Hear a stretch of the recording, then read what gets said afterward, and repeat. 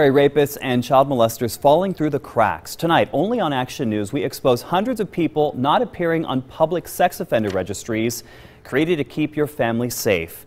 National investigative correspondent Mark Greenblatt exposes the military sex offenders flying under the radar.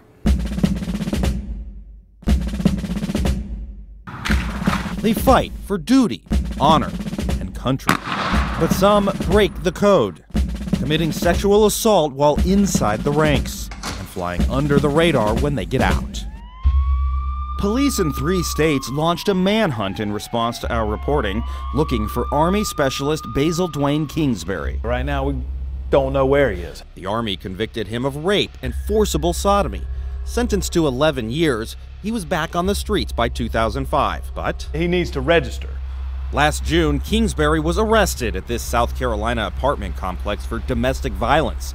Deputies never knew he needed to register, so he was released. How could that happen? That's unclear to me right now. I wish I could tell you. I really don't know. The military has no power to register offenders on its own, relying on civilian officials instead. In an unprecedented review, the Scripps National Investigative Team looked through over 1,000 court-martial cases involving sex offenses, searching registries across all 50 states, discovering hundreds disappearing off the grid into neighborhoods across America.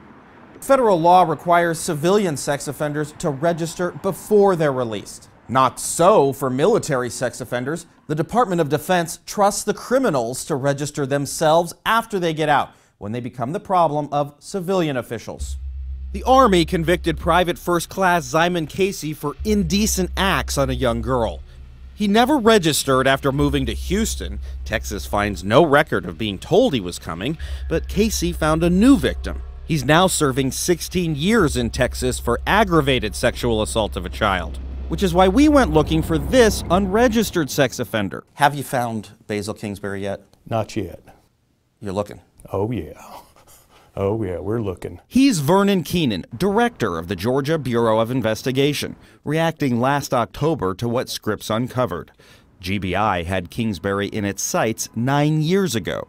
In Georgia, he would have to register for life, but investigators mistakenly thought the military conviction was overturned, so they ruled he didn't have to register. They even sought clarification from the Army, but We have no record of them responding. Keenan now points to a recent report from the DoD's own Inspector General as fuel for reform. It concluded last August that not registering the military's own while still behind bars enables offenders to evade registration. The Pentagon acknowledged what it calls gaps and just this spring began a new policy to better notify states, working with a Department of Justice electronic tool. As for registering military offenders before they're released, a senior defense official explained last fall this is not one of our primary missions in life, adding in an era of budget cuts, it could cost millions. What would your message, Director, be to the Department of Defense if they don't embrace change on this issue? I can't imagine they're not going to embrace change. I mean, this is too serious of a matter. After our first report last fall, Army rapist Basil Kingsbury finally surfaced and registered as a sex offender 9 years after he got out. And the Pentagon enacted new policies intended to better notify civilian authorities. But the Department of Defense still lacks the authority to put any military offender on any of the nation's sex offender registries. I'll be back in part 2 of my investigation to tell you why a bipartisan group here in Congress still believes the public remains at risk. Mark Greenblatt for the Scripps Washington Bureau on Capitol Hill.